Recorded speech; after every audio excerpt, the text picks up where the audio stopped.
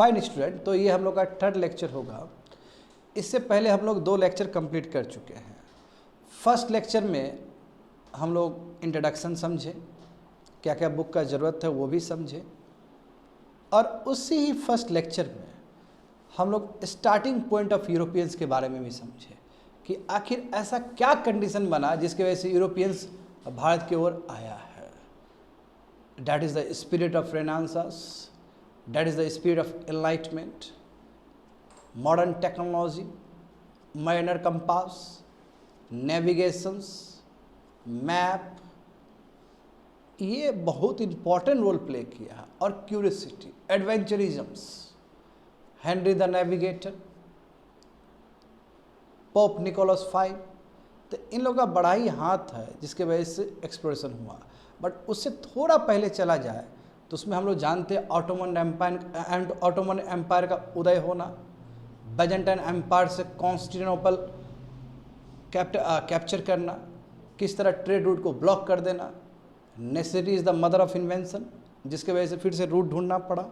उसमें डायास आया जो कि गुड ऑफ होप तक ही आया है, गुड होप से आगे नहीं बढ़ा। नहीं कि अफ्रीका का जो साउथ अफ्रीका या अफ्रीका का जो नीचे वाला जो टिप है वहीं पे आगे वो लौट गया, उसको लगा कि इंडिया पहुंच गए।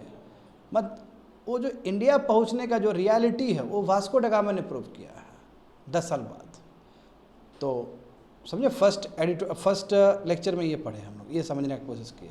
सेकेंड लेक्चर में ऑल टुगेदर पोर्टुगीज़ के बारे में समझें, Vasco da Gama, Pedro Cabral, Calicut का युद्ध, हाँ करेक्ट, गोवा, फिर 2-3 गवर्नर, इंपॉर्टेंट गवर्नर रहे हैं, फ्रांसिस्को डी अल्मीडा है ना, अल्बर्ट क्यू, और तीसरा जो था हाँ नुनो दो कान्हा, ऐसे कुछ नाम है। हाँ, वेरी इंपॉर्टेंट रूलर, ठीक है, क्योंकि उन्होंने बहुत कुछ किया है, ठीक है। और समझे किस तरह डिक्लाइन हुआ है, क्या उसका कंट्रीब्यूशन है, and so on. What is complete second lecture. आज जो हम लोग लेक्चर करेंगे इसमें हम लोग डच समझेंगे। डच मतलब जो नीदरलैंड से आया है, जो कहाँ से आया है, नीदरलैंड से। और उस समय का होलैंड, उस समय का होलैंड है वो, और अभी का वो नीदरलैंड। होलैंड से इनफैक्ट नीदरलैंड बना है, उसका भी एक हिस्ट्री है विद्यार्थी लोग, समझे, समझ में आया ना। तो डच के बारे में पढ़ेंगे। और जब डच भारत आया तो पोर्टुगीज़ का मोनोपोली ख़त्म कर दिया, पकड़ के रगड़ दिया। इसको कहते हैं ना कि मतलब जितना पोर्टुगीज जो उछल रहा था सो कहता है। इनफैक्ट बहुत बड़ा राइवलरी हुआ है इंग्लिश के साथ इसका, और फिर इंग्लिश ने इसको पकड़ कर रगड़ दिया इंडिया में। और इंग्लिश तो सबसे सुप्रीम, यही कारण तो है कि ईस्ट इंडिया कंपनी कब एडमिनिस्ट्रेटिव कंपनी बन गया पता ही नहीं चला भारत में, समझे।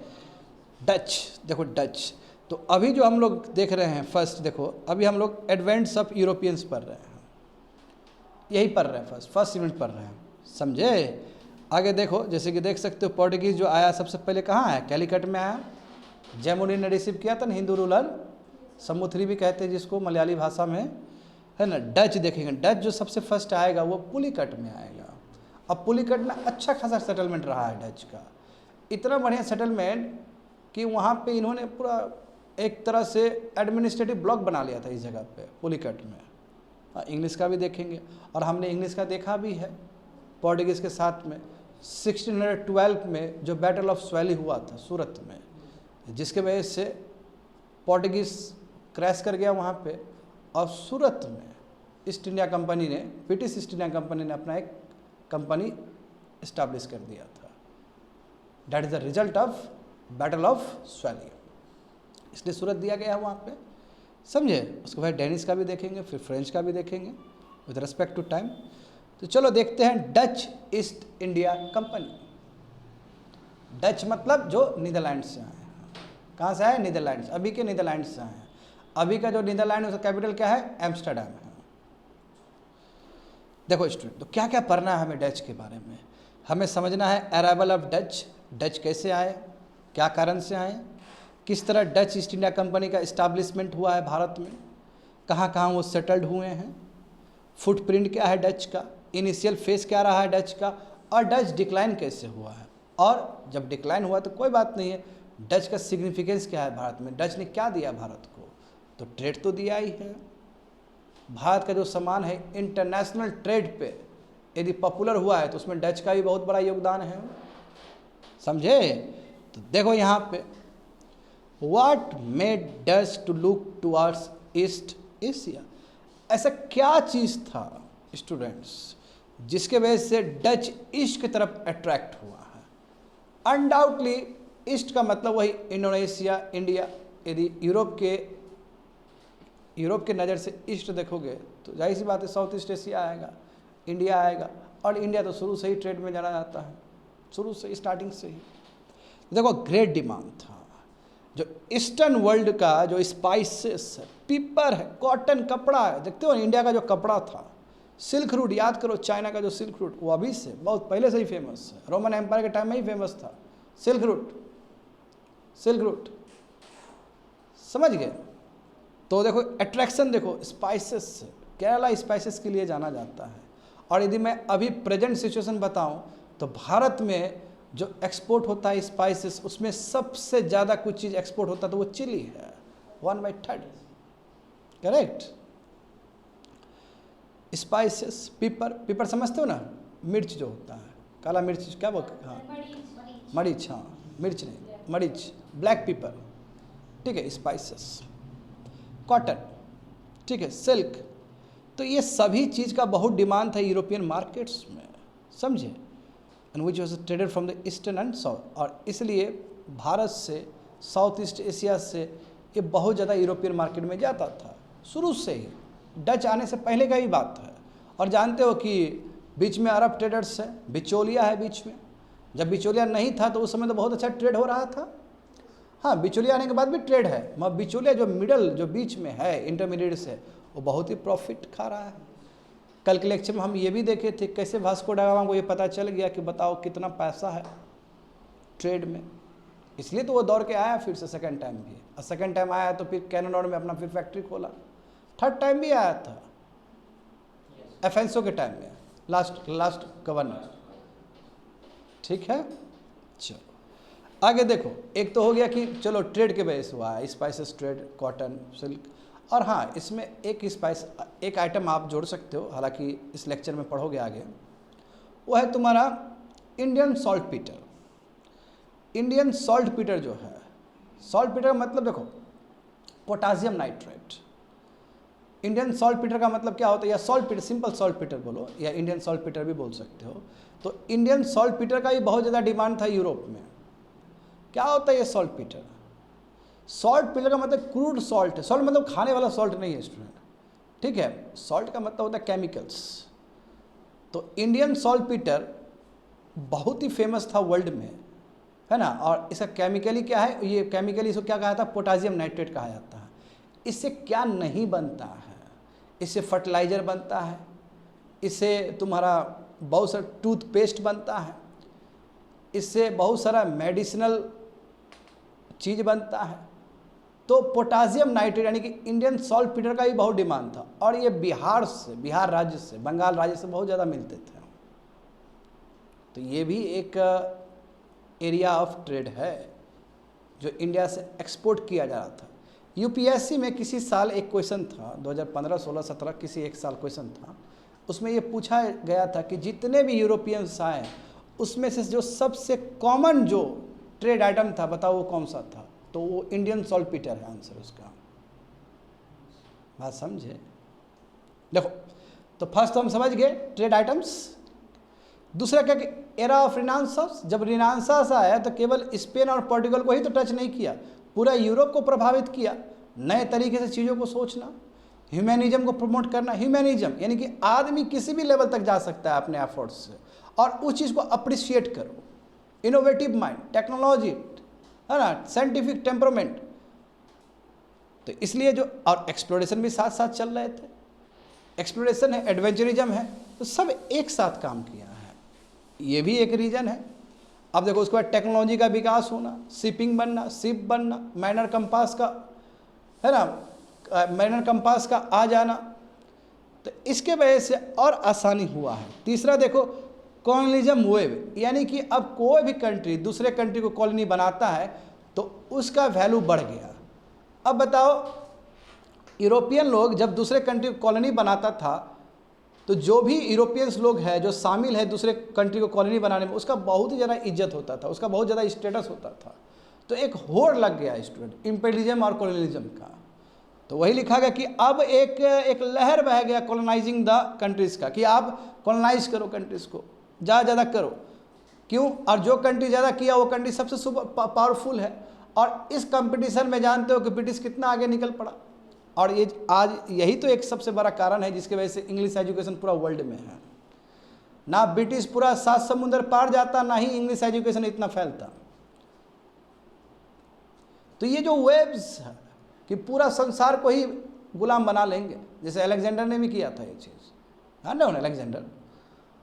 तो इसके वजह से भी पूरा कंपटीशन हो रहा है और चाह रहा है सब यूरोपियन कंट्रीज़ कि हमको भी कॉलोनी मिले, दौड़ेगा ये लोग, समझे।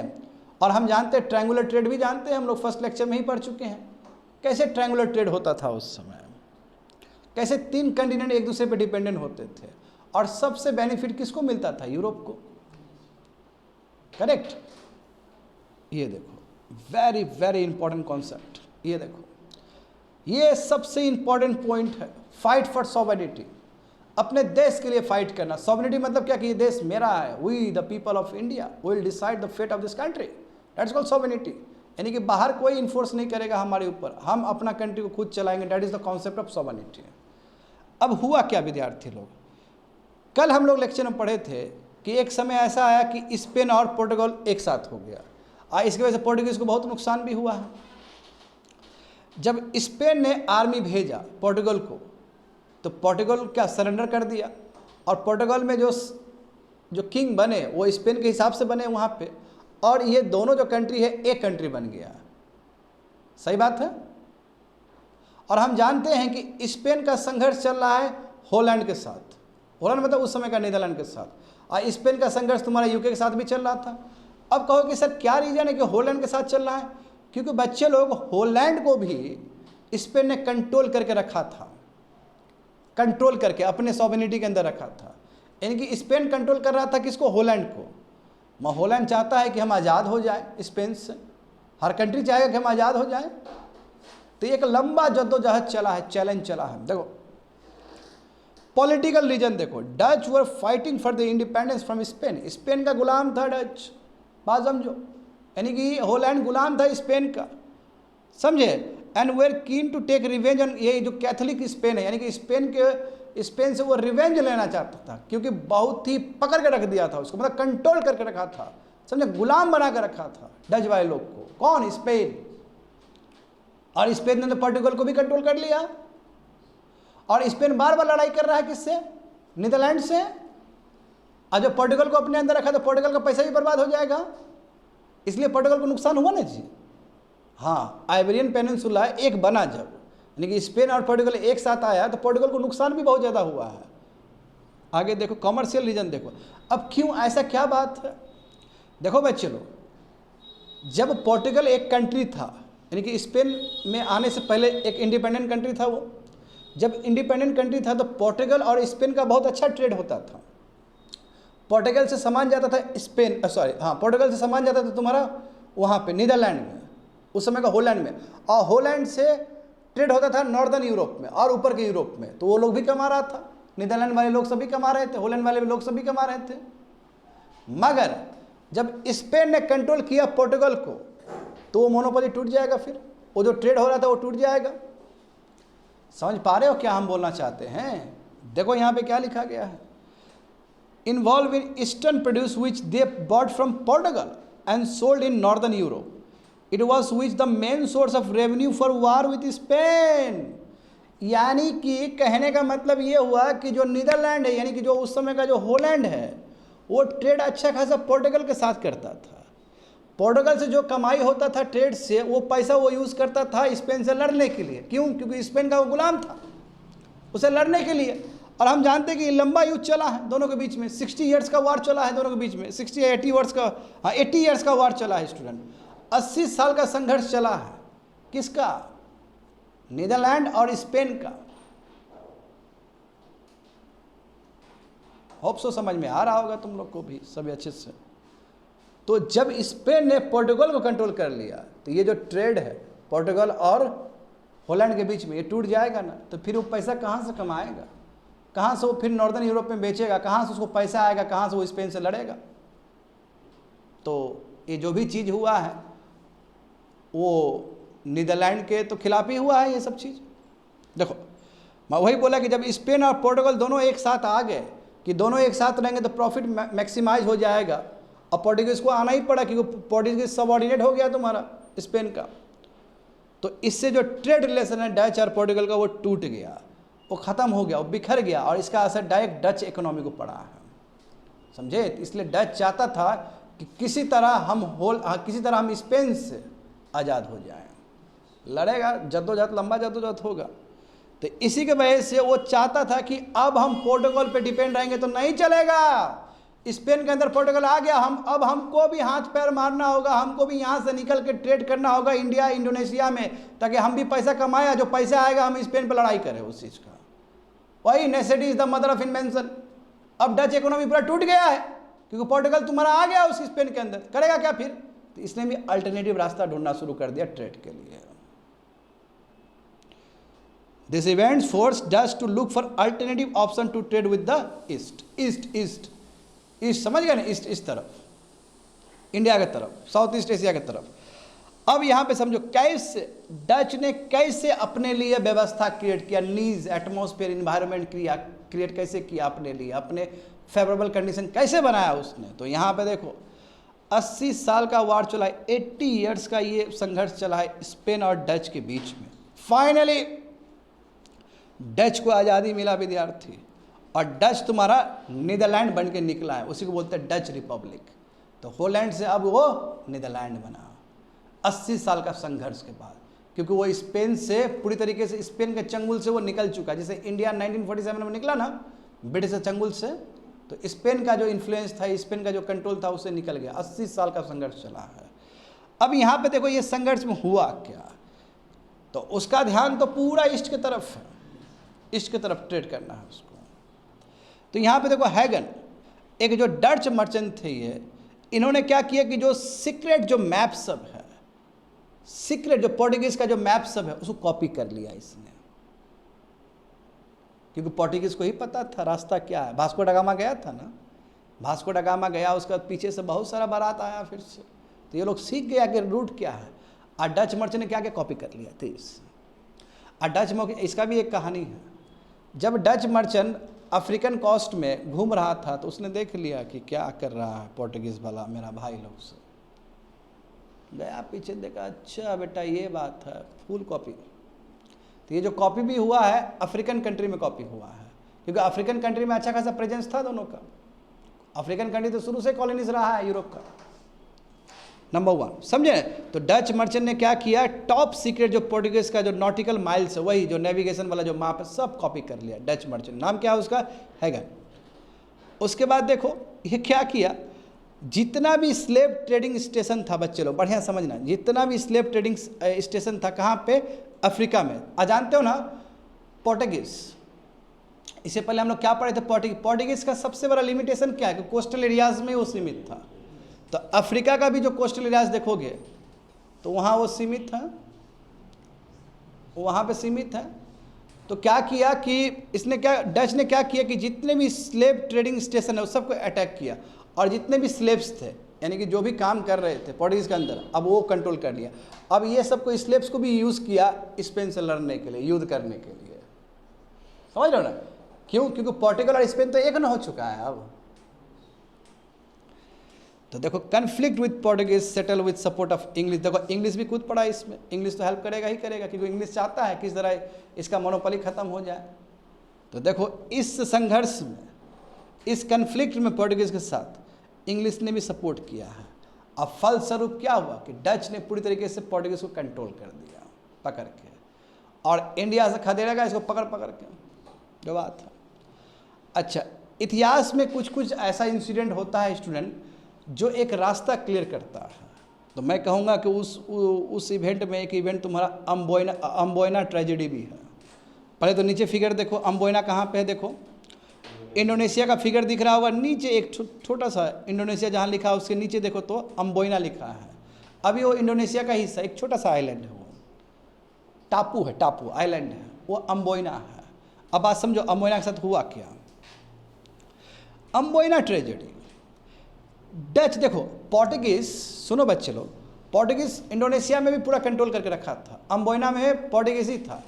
तो ये जो डच है, डच तो सबको ख़त्म करते हुए जा रहा है पोर्टुगीज़ को, तो ये अम्बोइना आया, अम्बोइना में पोर्टुगीज़ को हटा दिया वहाँ से, बोला भागो यहाँ से, और वो कंट्रोल कर लिया। और इंग्लिश पीछे से देख रहा है, ऐसे करके ताक रहा है वो, क्या कर रहा है डच। और उसके बाद ना स्पाई लगा दिया इंग्लिश ने क्या किया, डच के पीछे स्पाई लगा दिया एकदम। और ये पसंद नहीं आया डच को कि भाई तुम स्पाई क्यों लगाया है, पीछे से क्यों देख रहा है इस तरह। तो दोनों का युद्ध हो गया, और इस युद्ध में बहुत सारे इंग्लिशमैन को मार दिया गया डच के द्वारा, अब बहुत सारे जापानीज लोग को भी मारा गया था इस युद्ध में, अम्बोइना ट्रेजेडी में। 10 इंग्लिशमैन, जो सोर्स है वो कहता है कि 10 इंग्लिशमैन को मारा गया था, मर्डर किया गया था, और 9 जापानीज लोग को भी मारा गया था। तो फिर एक संघर्ष चला, लंबा संघर्ष चला डच और इंग्लिश के बीच में यहाँ पे अम्बोइना में, और फाइनली एक करार हुआ, एक कंप्रोमाइज़ हुआ इंग्लिश और डच के बीच में कि भाई अम्बोइना में हम रहेंगे, इंडोनेशिया में हम रहेंगे, जो इंडिया में तुम्हारा जो लैंड है इंडिया में तुम रहो। तो इंग्लिश इंडिया में रहा, ये इधर रहा। देखो वही चीज़ है, देखो यहाँ पे समझो। Dutch after conquering Portuguese fortress at Amboina try to obtain monopoly in the spice trade of the region which evicted British. इसका मतलब क्या है, जब पोर्टुगीज को खदेरा अम्बोइना से डच ने, तो डच कोशिश ये कर रहा था कि स्पाइस ट्रेड में अकेला हम ही रहे। मोनोस्पोनी का मतलब क्या था, अकेला प्लेयर मार्केट को पूरा क्रिएट करके रखा, अकेला वही खरीदेगा स्पाइस को, समझो बात को, अकेला ट्रेड खरीदेगा, अकेला वही करेगा ट्रेड, क्योंकि Indonesia is known for the spice. In fact India से भी ज़्यादा इंडोनेशिया में स्पाइस का ट्रेड होता है, स्पाइस का प्रोडक्शन होता है। अभी भी देखो ना, वेजिटेबल ऑयल वहीं से तो मंगवाते हैं हम। तो मामला क्या हुआ कि ये चाहता था कि हम मोनोस्पोनी करें, यानी कि अकेला सिंगल प्लेयर रहे, जो भी यहाँ पे उत्पाद होता है वो सब चीज़ को ले जाए और यूरोप में बेचे और ढेर सारा पैसा कमाए। मैं ये ब्रिटिश को राज नहीं आया है चीज़ कि तुम ही करेगा अकेले, पोर्टुगीज को तुम हटा दिया, उसमें हम भी तुमको हेल्प किए, और तुम मोनोस्पोनी क्रिएट करना चाहता है। तो ब्रिटिश को बुरा लगा, तो ब्रिटिश ने क्या किया, देखो स्पाई लगा दिया फैक्ट्री के आसपास, पूरा स्पाई काम कर रहा है। डच को बुरा लगा, डच ने अटैक किया ब्रिटिश को, और लगभग 10 सर्वेंट मार दिए पकड़ के उसको। ब्रिटिश का 10 आदमी मर गया, और 9 जापानीज लोग भी मरे थे इसमें। इसी को बोलते हैं ट्रेजेडी ऑफ अम्बोइना। बहुत संघर्ष चला, उसके बाद दोनों के बीच में बहुत संघर्ष चला। तो संघर्ष के बाद एक कंप्रोमाइज़ हुआ, जिसमें कहा कि ठीक है, हम इस आर्किपेलागो में, यानी कि इस आइलैंड, ग्रुप ऑफ आइलैंड को आर्किपेलागो कहते हैं, इस ग्रुप ऑफ आइलैंड से हम निकल रहे हैं, हम केवल इंडिया में ही फोकस करेंगे, ठीक है, और तुम भी थोड़ा सा इंडिया में कोऑपरेट कर लेना, तो समझौता के तौर पे, यानी कि दोनों के बीच में अंडरस्टैंडिंग हो गया। इंग्लिश पूरा फोकस करेगा कहाँ पे, इंडिया में, और यहाँ से निकल गया। आने वाले समय में तुमको और पता चलेगा, बैटल ऑफ बेडारा हुआ, चिंसुरा हुआ, बहुत सारा बैटल हुआ, उसमें और पता चल गया कि डच कुछ नहीं कर सकता। अब डच बस कंपनी तक है, एडमिनिस्ट्रेटिव वाला काम नहीं कर सकता ये, और वो ब्रिटिश ने करके दिखाया। इंडिया से तो खरीद ही दिया ब्रिटिश ने लगभग, समझ रहे हो। तो क्या लिखा गया वहाँ पे, देखो, the result of tragedy was British exit from archipelago and focus on India, केवल इंडिया पर ही focus, and Dutch rule without, और डच पूरा अम्बोइना को, इंडोनेशिया को आराम से रूल कर रहा है, बिना कोई राइवल पावर का, आराम से अकेला अकेला ट्रेड कर रहा है। हाँ, तो समझे, ये म्यूचुअल अंडरस्टैंडिंग हुआ ब्रिटिश के साथ। और हम ये भी जाने कैसे डच ने मोनोपोली तोड़ा है पोर्टुगीज़ का, कैसे तोड़ा है, समझ गए स्टूडेंट। और फाइनली डच देखो 80 साल के संघर्ष के बाद स्पेन से वो उसको निजात मिल गया। तो यहाँ पे समझो स्टूडेंट, अम्बोइना बहुत इंपॉर्टेंट है, यूपीएससी में सवाल भी पूछा गया है। आगे देखते हैं, हर कोई यूरोपियन पावर इंडिया को ही बताता था spice trade, spice trade, spice trade, मगर ये डच का जो सोचने का जो तरीका था वो डिफरेंट था, क्योंकि उसको स्पाइस ट्रेड से मतलब नहीं था, स्पेशली इंडिया से। यदि इंडिया से उसको यदि मतलब था तो उसको कॉटन से मतलब था, उसको सॉल्ट पीटर से मतलब था, उसको सिल्क से मतलब था, समझे। तो इंडिया में जो ट्रेड करना चाहता वो दूसरा चीज़ था, मैं इंडोनेशिया को पूरी तरीके से वो स्पाइस ट्रेड के रूप में देखता था, यानी कि उसका फोकस इंडोनेशिया में स्पाइस के लिए है, इंडिया में फोकस दूसरे आइटम्स के लिए है। देखो तो पहले समझते हैं इंडिया और इंडोनेशिया। नीचे फिगर देखो, एक मैप है region, Gujarat coast, Malabar coast, Coromandel coast और बंगाल रीजन। ये जो 4 जगह है बहुत ही इम्पॉर्टेंट ये ब्लॉक है ट्रेडिंग के लिए। जैसे मैं एग्जांपल बात करूं, गुजरात कोस्ट और कोरोमंडल कोस्ट, यहाँ से बच्चे लोग कॉटन का बहुत व्यापार करता था डच लोग सब, कॉटन का, क्योंकि जानते हो दोनों ही जगह ब्लैक सोइल है। ब्लैक सोइल जानते हैं ना, black soil is known for the cotton production. तो हम जानते हैं कि ब्लैक सोइल महाराष्ट्र रीजन में, गुजरात रीजन में बहुत सारा ब्लैक सोइल है, और इधर तमिलनाडु रीजन में भी तुम्हारा वही ब्लैक सोइल, रेगड सोइल है। तो गुजरात और कोरोमंडल कोस्ट जो जाना जाता है वो कॉटन के लिए, समझे, फैब्रिक के लिए जाना जाता है। जहाँ तक सवाल है बंगाल रीजन, तो बंगाल रीजन जानते हो बहुत सारे दूसरे आइटम्स के लिए, जैसे इंडिगो, नील, जिसमें जानते हो ब्रिटिश ने ये बहुत करवाया था, 3 कठिया सिस्टम, पढ़ोगे आने वाले समय में, है ना। तो बंगाल रीजन से वही सॉल्ट पीटर, बिहार बोलेंगे तो बंगाली नहीं हुआ जी, उस समय का तो बंगाली बिहार है, बहुत बड़ा था वो। सॉल्ट पीटर हो, वही सॉल्ट पीटर जिसको पोटासियम नाइट्रेट कहते हैं, और उसका यूजेस बहुत सारा है। उसका यूजेस फर्टिलाइजर के रूप में भी है, उसका यूजेस तुम्हारा मेडिसिन के रूप में भी है, उसका यूजेस और भी बहुत सारा यूजेस है उसका। गन पाउडर के रूप में भी यूज़ होता है वो, समझे, गन पाउडर, इसलिए तो ले जाना चाहता था यहाँ से। तो सॉल्ट पीटर हो, हाँ, इंडिगो हो, ये सब जो आइटम्स है वो बंगाल रीजन से आता था। तो इसलिए जो 4 ब्लॉक देख रहे हो ये बहुत इंपॉर्टेंट ट्रेडिंग रूट था, ट्रेडिंग कोस्ट था डच के लिए। चलो ऊपर चलो, फिगर में आप समझने का बात करो, यहाँ पर प्रयास करो, देखो अच्छे से समझो इस चीज़ को। तो इंडिया से cotton goods, specially cotton goods पे एक्सचेंज होता है, नहीं कॉटन गुड्स का ट्रेड होता है। इंडिया से कॉटन गुड्स मंगवाए जाते थे, कहाँ पे, स्पेशली वही गुजरात और कोरोमंडल कोस्ट से। समझ में आ गया ना, कोरोमंडल कोस्ट कौन सा, वही कोरोमंडल कोस्ट स्टूडेंट जहाँ से नॉर्थ ईस्ट मानसून से वाटर मिलता है तमिलनाडु को।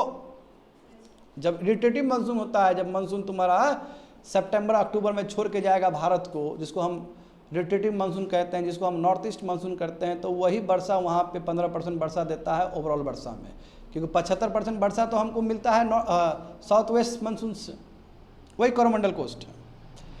यहाँ पे देखो कोरोमंडल जहाँ था वही क्लोथ ट्रेड के लिए, समझे, वॉज गिवन मोर, यानी कि मालाबार पीपर ट्रेड से ज़्यादा, मालाबार साइड में रीजन देखे थे ना, मालाबार कोस्ट, तो मालाबार वही केरल रीजन, तो स्पाइसेस के लिए जाना आता है, वही पीपर के लिए जाना आता है, ब्लैक पीपर के लिए जाना आता है। उसमें ध्यान ज़्यादा नहीं है डच का ध्यान क्या है, कोरोमंडल कोस्ट पे, मालाबार कोस्ट से ज़्यादा तुम्हारा कोरोमंडल कोस्ट पे। तो पूछोगे सर क्यों नहीं ध्यान है, क्योंकि इंडोनेशिया से वो पीपर मिल जाएगा, इंडोनेशिया उससे भी अच्छा जगह है और उसके लिए स्पाइसेस के लिए। तो उसका ध्यान कहाँ पे है, गुजरात कोस्ट में, उसका ध्यान कहाँ पे है, कोरोमंडल कोस्ट में, उसका ध्यान कहाँ पे है, बंगाल कोस्ट पे, मालाबार कोस्ट पे ध्यान नहीं है। हाँ, मालाबार से भी वो स्पाइसेस ट्रेड करता था, इसमें कोई सेकंड थॉट नहीं है, मगर उसके पास स्पाइसेस का ऑप्शन है इंडोनेशिया में। अम्बोइना पूरा रखा ना अपने पास, पूरा इंडोनेशिया डच ने कैप्चर कर लिया स्टूडेंट, और लंबा समय तक रखा है। जैसे इंडिया ब्रिटिश के चंगुल से छूटा, तो इंडोनेशिया जो आज़ाद हुआ डच से ही आज़ाद हुआ है। आगे देखो, Indonesia first permanent trading post Dutch का जो बना है वो इंडोनेशिया ही है, फर्स्ट टाइम। और इनफैक्ट फर्स्ट टाइम जो सेलर आए थे वो भी इंडोनेशिया में ही आए थे। जैसे वास्को ड गामा इंडिया आया ना, पोर्टुगीज़ वाला लोग, तो जो डच वाला जो पहला जो आदमी था, जो फर्स्ट आदमी जो भेजा, किंग ने भेजा कि जाओ भाई देखो तुम नीचे, तो वो भी पहले इंडोनेशिया में ही आया था। तो इंडोनेशिया इसके लिए बहुत इंपॉर्टेंट था। इसलिए यहाँ पे ये भी लिखा गया कि डच ईस्ट इंडिया कंपनी जो सबसे पहले जो अपना बनाया परमानेंट ट्रेडिंग सेंटर जो बनाया वो इंडोनेशिया था। अब इंडोनेशिया का मतलब वही आइलैंड ऑफ जावा, सुमात्रा, जानते हो सुमात्रा स्पाइस ट्रेड के लिए जाना आता है। इंडिया नहीं, इंडिया स्पाइस ट्रेड के लिए नहीं जाना आता है डच के हिसाब से। डच के हिसाब से इंडोनेशिया सबसे बेस्ट जगह है, स्पेशली सुमात्रा वाला रीजन। जानते हो ना, इंडोनेशिया बहुत सारा आइलैंड से बना है, इसलिए आर्किपेलागो कहते हैं इसको। एक सुमात्रा है, एक जावा है, बीच में देखोगे ट्रेड रूट है, स्टेट ऑफ मलाक्का है, जहाँ से बहुत सारा ट्रेड रूट गुजरता है। ऊपर में देखोगे बोर्नियो आइलैंड है, बोर्नियो आइलैंड में बहुत सारा कंट्री है। बोर्नियो आइलैंड में खुद तुम्हारा एक इंडोनेशिया का हिस्सा है, ब्रुनाई है, समझे। यहाँ पे देखो तो कॉटन गुड्स और स्पाइसेस, तो भारत से कॉटन गुड्स जा रहा है और उधर इंडोनेशिया से क्या आ रहा है, स्पाइसेस आ रहा है। इस तरह एक्सचेंज हो रहा था। यानी कि इंडिया का स्पाइसेस को उतना वो वैल्यू नहीं दिया है, जितना इंडिया का cotton goods, cotton, silk, saltpetre, समझे, ओपियम, ओपियम भी, ओपियम जानते हो, हफीम, हफीम, हफीम तो इंडिया का जाना जाता है जी, है ना। ओपियम, ओपियम भी, बिल्कुल ओपियम भी ऐड करना चाहिए मुझे, ओपियम, हाँ, इंडिगो, ये सब इंडिया से ट्रेड होता था, इंडिया से एक्सपोर्ट होता था। तो देखो, hence it can be noted that Dutch has distinctly subsidiary interest in India and the promoted Indian textile, यानी कि इंडिया में उसका ज़्यादा इंटरेस्ट नहीं था बच्चे लोग, जो भी इंटरेस्ट था उसको इंडोनेशिया में ज़्यादा इंटरेस्ट था, सेकेंडरी इंटरेस्ट है वो इंडिया की तरफ। और इससे फ़ायदा, इससे कह सकते हो कि एक कंट्रीब्यूशन डच का क्या है कि हमारा जो सामान है इंटरनेशनलाइज करने में डच ने बहुत ही योगदान दिया है, क्योंकि हम कॉटन पता चल गया दुनिया को, इंडिया का कॉटन, इंडिया का सॉल्टपीटर पता चल गया दुनिया को, इंडिया का ओपियम पता चल गया दुनिया को। तो आगे देखो, समझ गए ना कैसे डच आए हैं, इस्टेब्लिशमेंट ऑफ डच।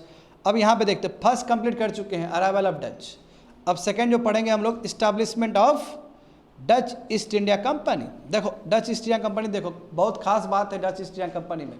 तो पहले इतिहास समझो विद्यार्थी लोग, 1602 में, 1602 में नीदरलैंड, डच मतलब नीदरलैंड, उस समय का होलैंड, होलैंड के बाद नीदरलैंड बना है ना, स्पेन से जीतने के बाद, ये सब जान रहे हैं हम लोग। 80 ईयर्स का संघर्ष चला है। तो वहाँ के जो किंग थे विद्यार्थी लोग, वहाँ के जो किंग थे, उन्होंने क्या किया, बहुत सारा जो कंपनी था वो सब कंपनी को मर्ज कर दिया। और जब सब कंपनी को मर्ज कर दिया, वही तुम्हारा क्या बना, डच ईस्ट इंडिया कंपनी, जिसको हम लोग डच VOC भी कह सकते हैं। मैंने फर्स्ट लेक्चर में भी, एक फर्स्ट या सेकंड लेक्चर में भी VOC के बारे में बताया था। VOC का फुल फॉर्म देखोगे तो डच के भाषा में लिखा गया, और उसका जो मीनिंग है ईस्ट इंडिया कंपनी है एक्चुअल में। तो VOC का मतलब ही ईस्ट इंडिया कंपनी है, समझे। तो फाइनल देखो, डच ईस्ट इंडिया कंपनी कब बना, 1602 में बना, जबकि east India company, British East India company कब बना था, 1600 में बना था। नंबर 1 खास बात क्या, चलो कंपनी तो चलो ब्रिटिश ने पहले बनाया है, इससे पहले बनाया है, उसमें तो क्रेडिट मार लिया उसने, बट 2-3 पॉइंट से Dutch east India company English east India company से भी अलग हो जाएगा। तो पॉइंट क्या है, ये MNC है विद्यार्थी लोग, first multinational corporation of world है। MNC समझते हो ना, जो कम से कम 25% अपना जो प्रॉफिट है दूसरे कंट्री से, दूसरे कंटिनेंट से कमाए, उसको बोलते हैं MNC। जैसे कोकोला हो गया, जैसे हुंडई हो गया, ये सब MNC है। MNC का डेफिनेशन क्या है विद्यार्थी लोग, कि कोई भी देश का एक कोई कंपनी यदि अपने देश छोड़ के बाकी देश से यदि 25% अपना रेवेन्यू जनरेट कर रहा है, तो उस कंपनी को हम MNC कहते हैं। बताओ, ये MNC बन गया। एशिया का पहला MNC है डच ईस्ट इंडिया कंपनी। इसमें जो एम्प्लॉयर है, एम्प्लॉयर जो काम करने वाले लोग सब है, वो ट्रांसनेशनल है, दूसरे जगह कंटिनेंट के लोग सब है। तो रियल सेंस में MNC बना दिया, एशिया का फर्स्ट MNC माना जाएगा इसको, डच ईस्ट इंडिया कंपनी को। Number 1 point, early modern mega corporation, यानी कि जो कॉर्पोरेशन जो बोलते हैं ना, कॉर्पोरेट हाउस, एक कॉर्पोरेशन, एक जो हम कहते हैं एक तरह से कंपनी, पहला मेगा कॉर्पोरेशन ये बना है भारत में, ठीक है। Founded by government directed amalgamation of several, बोले ना बहुत सारा जो डच ट्रेडिंग कंपनी सबको मिला के बना था ये। तो पहला तुम्हारा ये मॉडर्न मेगा कॉर्पोरेशन तुम्हारा बना है, जो सरकार ने बनाया था। अभी जस्ट बोले ना कि नीदरलैंड के जो सरकार ने है, बहुत सारा जो एक दूसरे जो कंपनी लड़ रहा था, बोला कि ए साथ में रहो ना, साथ में रहोगे तो फायदा होगा, ब्रिटिश भी तो साथ ही गया है, तुम भी साथ में रहो, समझ गए ना। तो क्या क्या चीज़ के लिए खास जाना जाएगा, ये फर्स्ट MNC के रूप में जाना जाएगा और मेगा कॉर्पोरेशन के रूप में जाना जाएगा। मेगा कॉर्पोरेशन बनाने वाला और कुछ नहीं, नीदरलैंड का रूलर ही था, नीदरलैंड का वो किंग ही था जो मेगा कॉर्पोरेशन, यानी कि बहुत बड़ा कंपनी बना दिया। अब कोई sir mega company, mega corporation क्या बोल रहे हैं, मेगा कॉर्पोरेशन का मतलब है कि बहुत सारा कंपनी पहले भी एग्जिस्ट करता, सबको मिला के एक बहुत बड़ा कंपनी बना दिया इसने। ऐसा पहली बार हुआ है। दूसरा देखो, ये क्या है, ये पहला स्टार्टिंग पॉइंट है FDI का भारत में, यानी कि जो कैपिटलिज्म का जो बात करते हैं, जो पूंजीपति का बात करते हैं कि मार्केट में कैपिटलिज्म बाहर से जो FDI आ रहा है, वो लाने वाला जो है वो डच ईस्ट इंडिया कंपनी ही है भारत में। इनफैक्ट पूरा वर्ल्ड में कैपिटलिज्म का बात तो हुआ ही नहीं। कैपिटलिज्म का बात कब होगा, जब America war of American independence होगा, अमेरिका का उदय होगा। अमेरिका का उदय इसी कैपिटलिज्म के लाइन पे ही हुआ था। इनफैक्ट अमेरिकन जो कॉन्स्टिट्यूशन है उसको खुद हम लोग क्या बोलते हैं, वो इकोनॉमिक डॉक्यूमेंट है। बात समझो, वर्ल्ड हिस्ट्री में पढ़ोगे सभी चीज़। मैं यहाँ पे समझो कि यानी कि कैपिटलिज्म का जो बात करने वाला कोई कंपनी है, कोई कंट्री है तो वो डच, क्योंकि एफडीआई आ रहा है। देखो, early pioneer of outward foreign direct investment, पहला पाइनियर, पहला भूमिका रचा है जिसने एफडीआई कॉन्सेप्ट लाया है। यानी कि कह सकते हो कैपिटलिज्म जो दुनिया को, जगत ने, यानी कि जगत को जिसने दिया है कैपिटलिज्म कॉन्सेप्ट, वो तुम्हारा क्या, डच ईस्ट इंडिया कंपनी है। फर्स्ट कंपनी है। अच्छा देखो, ये तो सबसे यूनिक पॉइंट होगा। देखो, जब रूलर ने बनाया, जब नीदरलैंड के रूलर ने बहुत सारे कंपनी को मिला के ईस्ट इंडिया कंपनी बना दिया, डच ईस्ट इंडिया कंपनी बना दिया, तो देखो ये खास है, इसलिए भी खास है कि इन लोगों को पावर दे दिया कि तुम ट्रीटी भी साइन कर सकते हो किसी भी रूलर के साथ, हम कुछ इंटरफेयर नहीं करेंगे। ये अलग बात है कि इंटरफेयर करता था, वो दूसरा विषय है। तुमको युद्ध लड़ने का भी पावर है, तुमको ट्रीटी साइन करने का भी पावर है, तुमको कन्क्वायर करने का भी पावर है। ये कंपनी को कहाँ मिलता है? ये नहीं मिलता है इस तरह का पावर। तो इतना कुछ पावर रूलर ने इस कंपनी को दे दिया। देखो, पहला कंपनी है जिसको पूरा पावर दिया गया कि तुम कॉलोनियल एक्टिविटीज़ कर सकते हो, तुम वार लड़ सकते हो। और तुम लोग जान के हैरान हो जाओगे कि ये डच ईस्ट इंडिया कंपनी है जो संघर्ष किया है स्पेन के चंगुल से छूटने के लिए। वार लड़ा ना स्पेन से, तो Dutch east India company responsible. किसी से भी वार लड़ सकते हो, है नीचे अम्बोना से हुआ ना, लड़ सकते हो वार, कोई बात नहीं, पूछने की जरूरत नहीं है गवर्नमेंट से, बिल्कुल, है ना। अपना कन्विक्ट्स को, यानी कि जो भी गुनहगार होगा उसको तुम एग्जीक्यूट कर सकते हो, जो भी सजा देना दो, हम कुछ नहीं बोलने वाले हैं। यानी कि पुलिसिंग पावर दे रहे हो यार, मतलब कंपनी को आप पुलिसिंग पावर दे रहे हो, आप एडमिनिस्ट्रेटिव पावर दे रहे हो, और इतना ही नहीं, तुम कॉइन भी बना सकते हो, जाओ। ये बहुत बड़ी बात है, एक कंपनी को अपना कॉइन बनाने का अधिकार है। अब कॉइन मिंट कर सकते हो और कॉलोनी बना सकते हो। इसका मतलब समझ रहे हो तुम लोग कि डच ईस्ट इंडिया कंपनी को कितना पावर दिया गया रूलर के द्वारा, और ये सब पावर को इसने यूज़ किया है। देखो यहाँ पे 1669 में, देखो स्थिति ये था, 1669 में डच ईस्ट इंडिया कंपनी दुनिया का सबसे अमीर प्राइवेट कंपनी बन के उभरा है। तो पावर है, कॉलोनी बना रहा है, स्पाइस ट्रेड कर रहा है, कॉटन ट्रेड कर रहा है, जिससे मन कर रहा है उससे लड़ रहा है। तुमको कोचिन बताए थे ना, कोचिन, कोचिन किसके अंदर था? पोर्टुगीज़ के अंदर था ना। 1663 में पोर्टुगीज़ से लड़ के डच ने ले लिया, अपने हाथ में ले लिया, और 1795 में फिर ब्रिटिश ने ले लिया। जब डच ने लिया तो वहाँ पे विलियम फोर्ट बनाया गया, जिसको कुछ वही कोचिन पोर्ट कहो या विलियम फोर्ट कहो। कहो सर विलियम वाला नाम कैसे आ जाता है? विलियम वाला तो हम कलकत्ता में भी देखे थे, कभी पढ़े थे। तुमको हर एक चीज़ का पीछे का पता होना चाहिए, रहस्य पता होना चाहिए। जो विलियम फोर्ट बना कोचिन में, कैसे? पोर्टुगीज से ले लिया इसने 1633 के आसपास। तो उस समय राजा हुआ करते थे विलियम थ्री, समझे, जो स्पेन में रूल कर रहे थे, तो राजा के नाम से बन रहा है। और उस समय वो प्रिंस थे, और वही राजा बाद में जाके इंग्लैंड के किंग भी बने हैं। कहोगे सर स्पेन और इंग्लैंड तो अलग अलग नहीं है, पहले का अलग स्थिति था, समझे ना। तो जब प्रिंस थे वो, उस समय प्रिंस थे, बाद में जाके किंग बने हैं। स्पेन के प्रिंस थे, बहुत सारे आसपास के बहुत सारे कंट्री के छोटे छोटे हिस्से के वो प्रिंस थे। तो उन्हीं के नाम पे विलियम फोर्ट बना। कहाँ पे? कोचिन में, जब डच ने कंट्रोल किया पोर्टुगीज से। और 1633 के आसपास कंट्रोल किया, रख लिया अपने अंदर, पोर्टुगीज से डच ने रख लिया अपने अंदर। लंबा रखा, 112 साल तक के लिए रखा है अपने हाथ में। अब कोचिन बहुत इंपॉर्टेंट है ना, स्ट्रैटेजिकली बहुत इंपॉर्टेंट जगह है ना कोचिन, हाँ, उसको रख लिया। 1795 में जब एंग्लो मैसूर वार हो रहा था इधर, मस्त चीज़ है जी, पढ़ोगे, टीपू सुल्तान, हैदर अली, जब एंग्लो मैसूर वार चल रहा तो उस समय ब्रिटिश ने क्या किया, उससे ये रख लिया, ब्रिटिश ने कैप्चर कर लिया। अब ब्रिटिश कब तक रखा है? 1947 तक रखा है। और 1947 में फाइनली भारत आज़ाद हुआ तो कोचिन हमें मिल गया। समझे बात को? यहाँ पे देखो, तो डच देखो कंपनी, इसका मेन पर्पस क्या है? ट्रेड करना। खाली ट्रेड ही नहीं है स्टूडेंट, एक्सप्लोरेशन भी कर सकता है, कॉलोनाइजेशन भी बना सकता है, और कर रहा था 17 और 18 सेंचुरी में, खूब दबा के कर रहा था ये। हाँ, इसको जो राइट दिया गया था कि तुम ईस्टर्न वर्ल्ड में, यानी कि तुम साउथ ईस्ट एशिया में, ईस्ट में, तुम 21 साल के लिए तुमको परमिशन है कि तुम राइट कर सकते हो, 21 साल के लिए। क्योंकि देखो ये होता था, ब्रिटिश ईस्ट इंडिया कंपनी को भी 10-10 साल करके बढ़ाया गया, फिर चार्टर एक्ट आया था ना, हाँ, मतलब सडन पीरियड रहता है, 21 साल के लिए उसको एक्सक्लूसिव राइट दिया गया था रूलर के द्वारा कि आप उतना कर सकते हो।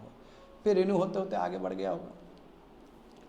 देखो विद्यार्थी लोग, तो ये समझ गए ना, ये पहला क्या हो गया, establishment of Dutch east India company. Dutch east India company कैसे बना, किस हालात में बना, कितना पावर है इसके अंदर, हाँ, क्यों इसको एमएनसी कहा जा रहा है, क्यों ट्रांसनेशनल एम्प्लॉयर काम कर रहे हैं इसके ऊपर, क्यों ये एफडीआई है, फर्स्ट एफडीआई, ये सब चीज़ हम लोग जान चुके हैं।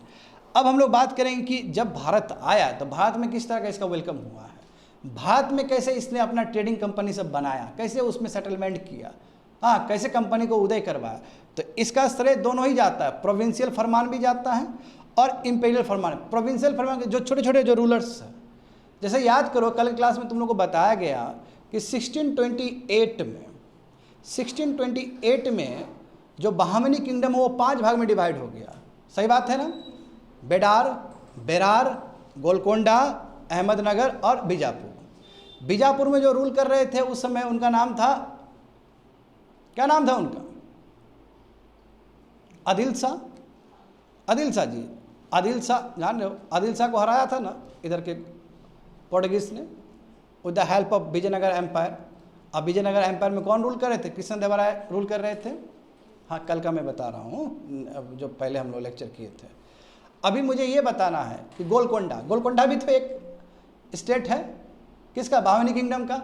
गोलकोंडा में जो उस समय रूल कर रहे थे कुतुब साहिब, उससे इसने फरमान ले लिया। फरमान का मतलब क्या होता है कि टैरिफ, कोई भी टैरिफ नहीं, परमिशन कि हम ट्रेड कर सकते हैं और हमारा कोई टैरिफ नहीं लगना चाहिए, तो फरमान मिल गया, इसको दोनों ही फरमान मिल गया। वहाँ का जो लोकल रूलर है, गोलकोंडा का जो रूलर है, उससे भी फरमान मिल गया डच को, और साथ साथ जो नॉर्थ इंडिया में हुकूमत जिसका है, जहांगीर का, उससे भी मिल गया इसको। तो ये तो मस्त ना, फरमान मिल गया, इसका मतलब क्या, ट्रेड करो बैठ के अपना। फरमान का मतलब ही परमिशन है ट्रेड करने के लिए, समझे। देखो यहाँ पे प्रोविंशियल फरमान देखो, तो डच को बहुत ही अच्छा फेवरेबल रिस्पांस मिला जो गोलकोंडा के जो रूलर्स थे, ठीक है, जैसे कि एक एग्जांपल दिए हैं तुम लोग को, है ना, और ऐसे अनेकों रूलर्स हैं वहाँ पे। और देखो फरमान, इनको फरमान मिल गया आराम से कि यानी कि ड्यूटी फ्री ट्रेड कर सकता है वहाँ पे। सिमिलरली इंपीरियल फरमान मतलब ऊपर से, नॉर्थ इंडिया से, जो पूरा इंडिया को कंट्रोल करके, मैक्सिमम जगह कंट्रोल करके रखा था। तो मुगल एम्पायर तुम्हारा, उससे भी, जहांगीर से भी मिल गया फरमान। और उसके बाद जो जहांगीर के बाद जो भी अलग रूलर आए, शाहजहाँ हो गए, औरंगजेब हो गए, तो इन्होंने भी इसको फरमान दिया है। तो कहने का मतलब इसको तो बहुत फ़ायदा है, लोकल रूलर से भी फरमान मिल रहा है, और जो मेन इंपीरियल रूलर है, जो ऊपर वाला जो रूलर है, जो पूरा नॉर्थ इंडिया को कंट्रोल करके रखा, उससे भी मिल रहा है उसको। तो ये दबा के ट्रेड करेगा कि नहीं करेगा, इसमें हाँ, दबा के ट्रेड करेगा, कोई दिक्कत ही नहीं इन लोग को। यहाँ पे देखो विद्यार्थी लोग, यूपीएससी प्रीलिम्स के लिए ये मैप सबसे इम्पॉर्टेंट है। यहाँ पे समझो किस तरह सेटलमेंट हुआ है इन लोग का। हाँ, सेटलमेंट देखो, सबसे पहला सेटलमेंट बताना चाहूँगा तुम लोग को। हाँ, तो पहला जो सबसे सेटलमेंट, फर्स्ट फैक्ट्री जो इस्टेब्लिश हुआ था वो मसूलीपट्टनम में हुआ था 1605 में। 1605 में मसूलीपट्टनम में, या फिर मछलीपट्टनम, दोनों एक ही बात है, चाहे उसको तुम मसूलीपट्टनम कहो या मछलीपट्टनम कहो, जो कि आंध्र प्रदेश के कोस्ट में आता है। अभी विशाखापट्टनम कहते हैं कि नहीं कहते हैं हम लोग, मसूलीपट्टनम भी एरिया का नाम है, वही मछलीपट्टनम को बाद में मसूलीपट्टनम कहा गया है। 1605 में पहला फैक्ट्री बना। जो दूसरा फैक्ट्री बना था वो 1610 में बना था पुलिकेट में। याद करो, पुलिकेट पहले पुलिकेट में ही आया है वो। अब पुलिकेट भले ही सेकंड फैक्ट्री 1610 में खोला गया हो, समझे, मगर पुलिकेट ज़्यादा इंपॉर्टेंट एरिया है डच के लिए, क्योंकि वो एडमिनिस्ट्रेटिव सेंटर है उसका, समझे, वो एडमिनिस्ट्रेटिव सेंटर है, भले ही फैक्ट्री उधर हो, वो सेटलमेंट है वहाँ पे, एडमिनिस्ट्रेटिव कंट्रोल है पुलिकेट से। हाँ, 1610 में फैक्ट्री खोला और ये मेन सेंटर बना एक्टिविटीज़ का, और बाद में इसी को बोलते हैं फोर्ट ग्रेडिया। फोर्ट ग्रेडिया का मतलब ही उसी फोर्ट से तुम्हारा एडमिनिस्ट्रेटिव काम किया जाता था। फोर्ट का क्यों बनाते, फोर्ट किला क्यों बनाते, प्रोटेक्शन के लिए। आज देखते हो ना, जजेस का जो रहता है ऑफिस सब प्रोटेक्टेड रहता है कि नहीं रहता है। फोर्ट बनाने का मतलब है कि प्रोटेक्शन, और पूरा एडमिनिस्ट्रेटिव ब्लॉक टच का पुलिकेट में ही था। आया समझ में ये चीज़। आगे देखो विद्यार्थी लोग, क्रोनोलॉजी के हिसाब से चलो। 1616 में, 1612 में हम ब्रिटिश का देखे थे, 1616 में सूरत में भी इसने अपना कंपनी खोला, सेटलमेंट कंपनी, समझ गए ना। और उससे देखो चिंसुरा, पिपली, बालासोर, वही बालासोर जो 2023 में वहाँ पे बालासोर एक्सीडेंट जो हुआ था उड़ीसा में, वही जगह है वो, ठीक है। और भी देखो निजामी पट्टनम, आप देखो ये तुमको मज़ा आ जाएगा। ये जो तुमको निजामी पट्टिनम या फिर निजामी पट्टनम जो दिख रहा है तुमको, ये भी पोर्टुगीज से हथिया लिया था इसने, डच ने तो खदेड़ा है ना पोर्टुगीज को, पकड़ पकड़ खदेड़ा है। देखो कोचिन का, देखो ना कोचिन का क्या हुआ। डच ने पोर्टुगीज को हरा दिया। हाँ, 1663 में फोर्ट बना दिया वहाँ पर, उसी को विलियम फोर्ट कहते हैं हम लोग। अब अल्टीमेटली 1795 में ब्रिटिश ने इसको हथिया लिया। अब ब्रिटिश ने कब तक रखा है? 1947 तक रखा है इसको। समझ रहे हो ना? हाँ, देखो कोलंबो में भी है स्टूडेंट, समझ रहे हो? तो कोलंबो, ये जो सेलोन है जिसको श्रीलंका कहते हैं अभी, अरे बाबू डच के अंदर लंबा रहा है वो श्रीलंका। डच ने बहुत लंबा कंट्रोल करके रखा है श्रीलंका को, समझे? ये सब चीज़ हो गया। चलो, निजामी पट्टिनम देख लो, वो भी इसके कंट्रोल में था। हाँ, यहाँ पे ये जानना हमारे लिए बहुत ज़रूरी है कि भारत से क्या चीज़ ट्रेड हो रहा था, यानी क्या चीज़ एक्सपोर्ट हो रहा था, क्या चीज़ इंपोर्ट हो रहा था। तो भारत में जो इंपोर्ट, देखो भारत में जो इंपोर्ट हो रहा है, यानी कि डच जो करवा रहा था, डच के लिए जो इंपोर्ट जो करवा, वो सैंडलवुड बताओ, इंडोनेशिया से, पीपर से, स्पाइसेस, क्योंकि इंडोनेशिया पे ही ध्यान था स्पाइस, इंडिया को उतना ध्यान नहीं दिया स्पाइसेस को लेकर, क्योंकि इंडोनेशिया का मार्केट बड़ा है स्पाइसेस के मामले। सैंडलवुड जानते हो, चंदन है ना, पीपर देखो, वहाँ पे स्पाइसेस देखो। मैं जहाँ तक सवाल है भारत का एक्सपोर्ट्स, तो भारत देखो, भारत भी कम नहीं है। देखो यहाँ पे सॉल्टपीटर, समझ में आ गया? हम यान देखो, यान कपड़ा का पहला वाला स्टेज है, फैब्रिक का पहले वाला स्टेज है। कॉटन निकालते हो ना, कॉटन से वो करते हैं ना हम लोग, स्पिनिंग करते हैं ना उसको, तब यान बनता है। यान के बाद फैब्रिक बन रहा होता है। देखो क्लोथ, ओपियम, हफीम, राइस, हाँ राइस जो हमारा गंगा वैली है, वही बंगाल का जो वैली है, वहाँ से राइस बहुत ज़्यादा, वही बिहार यूपी सब से, इंडिगो बिहार से, बंगाल से, तो ये सब इंडिया से एक्सपोर्ट होता था। तो समझ गए ना हम लोग? अराइवल ऑफ डच समझे, establishment of Dutch east India company समझे, सेटलमेंट समझने का प्रयास किया हम लोगों ने, ठीक है। तो अब देखते हैं हम लोग, हाँ फुटप्रिंट भी कहाँ कहाँ था उसका, इनिशियल फेज भी देखे हैं, ठीक है। इनिशियल फेज मतलब कहाँ पे आया? शुरू में पुलिकेट में आया ना, फैक्ट्री सबसे पहले मसूलीपट्टनम में खोला है वो, ठीक है। हाँ, ये सभी चीज़। तो अब देखेंगे कि आखिर इतना बढ़िया चीज़ डच एकदम पोर्टुगीज को खाते हुए निकला है, आगे डिक्लाइन कैसे किया? फिर डिक्लाइन कैसे किया ये? तो देखो इसका भी रीज़न है। देखो जब पीछे से जब पोर्टुगीज़ को डच खाया, तो डच को इंग्लिश खाएगा ना, फिर फ्रेंच भी तो है, पीछे से आएगा, बोलेगा तुम ही ट्रेड करेगा क्या? एक तो अम्बोइना में भी क्या क्या हुआ वो भी जान ही रहे हो तुम लोग, अम्बोइना ट्रेजेडी, इंग्लिश मैन भले ही छोड़ दिया, खुन्नस तो रखेगा, और इंडिया में भी बार बार कन्फ्लिक्ट होगा। ट्रेड देखो, ट्रेड नहीं, ट्रेड की वजह से कन्फ्लिक्ट तो होता ही होता है। देखो, तो इंग्लिश और फ्रेंच पावर का उदय होना भी एक सबसे बड़ा रीजन है जिसके वजह से डच का तुम्हारा अस्त हुआ है, नंबर 1। दूसरा देखो एडमिनिस्ट्रेटिव रीजन भी, बताओ एक समय डच ईस्ट इंडिया कंपनी दुनिया का सबसे रिचेस्ट प्राइवेट कंपनी बन के उभरा है। मैं वही बात होता है कि करप्शन होना शुरू हो जाता है, देखते हो ना, कभी भी करप्शन होना शुरू हो जाएगा कंपनी सब में, तो दिवालिया निकल जाएगा उस कंपनी का, यानी कि वो बैंकरप्ट हो जाएगा, पैसा ही नहीं है चलाने के लिए। देखो वही स्थिति हुआ है, टू मच करप्शन। ऑफिशियल जो लोग थे पूरा करप्शन करना शुरू कर दिया। बैंकरप्सी मतलब क्या कि अब वो स्टैंड नहीं कर पाया, वो कंपनी उतना है ही नहीं पैसा कि स्टैंड कर सके, बैंकरप्ट हो गया वो। या फिर जो भी पैसा मांगा होगा नीदरलैंड के बैंक सबसे या वहाँ के रूलर के पास, तो उतना कमाई नहीं कर रहा, बैंकरप्ट हो गया वो। दूसरा क्या है? टू मच डच, हाँ गवर्नमेंट इंटरफेरेंस।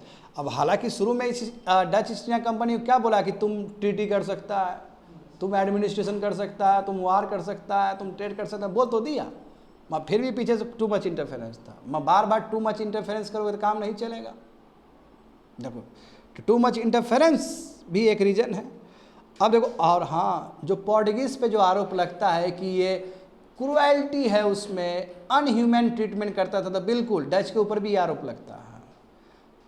पिछले क्लास में हम लोग देखे थे ना, पोर्टुगीज़ कितना ज़बरदस्ती क्रिश्चियनिटी में लोगों को कन्वर्ट कर रहा था, पकड़ पकड़ के स्लेव ट्रेड में कैसे इन्वॉल्व था, कैसे तुम्हारा अनएथिकल ट्रेड कर रहा था वो। बिल्कुल जस्ट लाइक पोर्टुगीज़, ये भी पीपल को बहुत गंदे तरीके से ट्रीट करता था, एक्सप्लॉइट करता था। अब देखो कॉमर्शियल रीजन भी है विद्यार्थी लोग। अब देखो कॉमर्शियल रीजन है, देखो इसने भी ट्रेड को डाइवर्सिफाई तो किया ही नहीं, बस स्पाइस ट्रेड तक ही सिमट के रह गया। देखो कोई भी चीज़ को डाइवर्सिफाई करना बहुत ज़रूरी है यदि आपको लॉन्ग टर्म में सर्वाइव करना है तो क्या है, प्रोमिनेंट इंडोनेशिया को तो खूब ध्यान दिया इसने, इंडिया को ध्यान ही नहीं दिया। और क्योंकि इन लोगों को लगता था कि इंडोनेशिया का ही ट्रेड तुम्हारा क्या प्रॉफिटेबल और लुक्रेटिव है, पूरा दुनिया में वही ट्रेड सबसे बेस्ट हो सकता है हमारे लिए, डच के लिए, तो इंडोनेशिया की तरफ ही फोकस किया। तो इसलिए हम कह सकते हैं कि इसका जो कमर्शियल पॉलिसी था उसमें लॉन्ग टर्म विजन छुपा हुआ नहीं था। यदि इसके पास लॉन्ग टर्म विजन होता तो इंडिया में भी ये बहुत ज़्यादा सेटलमेंट करता, इंडिया से भी बहुत ज़्यादा ट्रेड करता, मैं ये कमी रहा इसका। ईस्ट इंडिया कंपनी देखो ना, ब्रिटिश ईस्ट इंडिया कंपनी, उसका विजन फिर अलग था, उसने इंडिया को छोड़ा ही नहीं, उसने कहीं दूसरा जगह पे भी कर रहा है, मैं इंडिया में फुल कंट्रोल कर लिया उसने। तो वही शॉर्ट साइटेड कॉमर्शियल पॉलिसी के वजह से केवल वो केंद्रित रह गया तुम्हारा स्पाइस मोनोपोली पे ही, मतलब स्पाइस के ट्रेड पे ही वो सिमट के रह गया, डाइवर्सिफाई नहीं किया अपने सामान को, एक्सपोर्ट और इंपोर्ट को। और देखो रियल रीजन तो चौथा रीजन है, चलो ठीक है, ये तो सब प्राइमरी, वो सब सेकेंडरी टर्सरी रीजन है। बैटल, 2 बैटल हुआ है बच्चा लोग, बैटल ऑफ कोलाचल और बैटल ऑफ चिंसुरा, जिसको हम बैटल ऑफ बेडारा भी कहते हैं। ये 2 बैटल ने कमर तोड़ दिया डच का, पकड़ के रख दिया, हालत खराब। जब हार गए तो अब क्या करोगे, बढ़िया बिस्तर बांध के जाओ। तो पहले समझते हैं बैटल ऑफ कोलाचल 1741। देखो ये बहुत ही तगड़ा ये बैटल है, अब बहुत ही डिफरेंट बैटल है। कैसे, तो समझो, फिगर देखो, फिगर में बहुत कुछ तुमको बताया जा सकता है। कोलाचल देख रहे हो ना, कोलाचल कहाँ पे, वो तमिलनाडु का नीचे वाला कोस्ट पे है ना, वहीं पे झगड़ा हुआ। अब यहाँ पे तुमको 2 स्टेक होल्डर समझना होगा अपार्ट फ्रॉम डच, डच तो है ही शामिल। तो एक जो रूलर है जिसका नाम है तुम्हारा रूलर ऑफ ओडेनाड, ओडेनाड एक जगह का नाम है और उसका एक कोई रूलर है, ठीक है, एक कोई रूलर है, XYZ मान के चलो। दूसरा जो रूलर है वो त्रवणकोर का है। त्रवणकोर बच्चे लोग, कैल का जो नीचे वाला जो कोस्ट देखोगे वो त्रवणकोर है।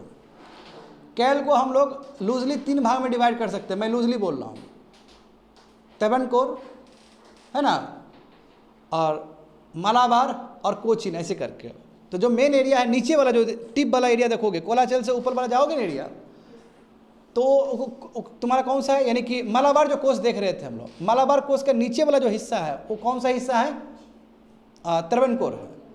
अब देखो यहाँ समझो विद्यार्थी लोग, यहाँ पे समझो, जो त्रवणकोर का जो रूलर था वो चाहता था कि जो हमारा ऊपर में जो रूल कर रहा है, हमसे जो ऊपर में जो है ओडेनाड का रूलर, उसको हम कैप्चर करके वो अपना जगह बना ले हम। ये तो होता ही है संघर्ष, बैटल नहीं, आसपास का रूलर हमेशा चाहता है ना कि वो एरिया को हमें इनगल्फ कर जाए, खा जाए हम पकड़ के।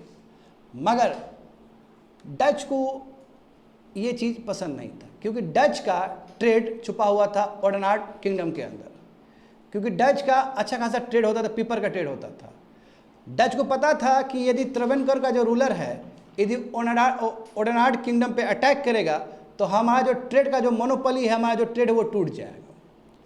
मगर कुछ नहीं हुआ, डच का जो भय था वो रहा, और ये जो तुम्हारा त्रवणकोर का जो रूलर है उसने ओडेनाड रूलर को हरा दिया पकड़ के, मोनोपोली टूट गया, यानी कि डिफीट हुआ है डच का। इसमें वो चाहता था कि त्रवणकोर का रूलर अटैक नहीं करे ओडेनाड किंगडम के ऊपर, क्योंकि ओडेनाड किंगडम के साथ उसका ट्रेड था, अच्छा खासा ट्रेड दोनों के बीच में चल रहा था।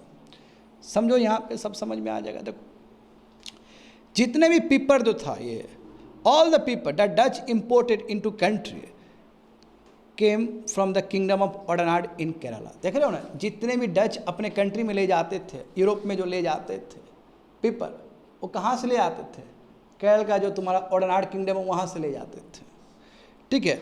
जब त्रवणकोर का जो रूलर है, जो किंग है मार्तंडा वर्मा ने, जो त्रवणकोर का रूलर है, उसने कहा कि हम चाहते हैं कि ये किंगडम ऑफ ओडेनाड को हम कैप्चर कर लें।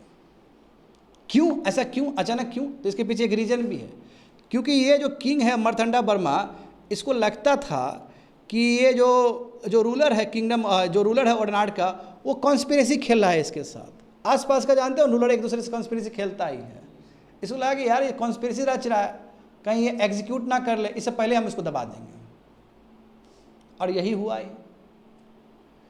डच को टेंशन था कि त्रवणकोर यदि एक्सपेंशनरी पॉलिसी करेगा और यदि ओडेनाड किंगडम को अपने अंदर रख लेगा तो हमारा पीपर ट्रेड का फिर क्या होगा, हमारा पीपर ट्रेड का जो मोनोपोली हो तो पूरा टूट जाएगा।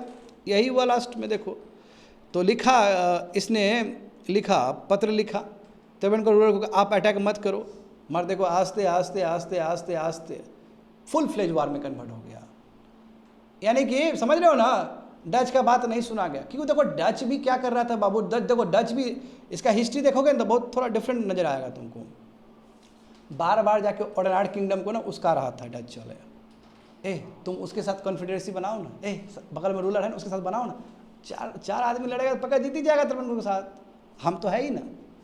ये बोल बोल के उधर त्रिभुवन का रूलर का एकदम दिमाग खराब है कि भाई डच भी कुछ ज़्यादा ही उड़ रहा है, बाहर से आया है, ठीक है ना, इसको दिखा देते पकड़ के, कोलाचल में कोलैप्स। तो ये है क्योंकि डच बार बार जाके कान भर रहा है ओडेनार्ड का रूलर को, अब वो जो डरपोक है वो कुछ कर ही नहीं पा रहा है। बाद में 3-4 कॉन्फेडरेसी बना, 3-4 पार्टी आया साथ में, फिर भी कुछ नहीं कर पाया। देखो यही हुआ। तो Dutch east India company defeat, हार गया बेचारा, हार गया। और जो इसका पेपर जो ट्रेड हो रहा था अच्छा खासा ओडेनार्ड किंगडम से, खत्म हो गया जी।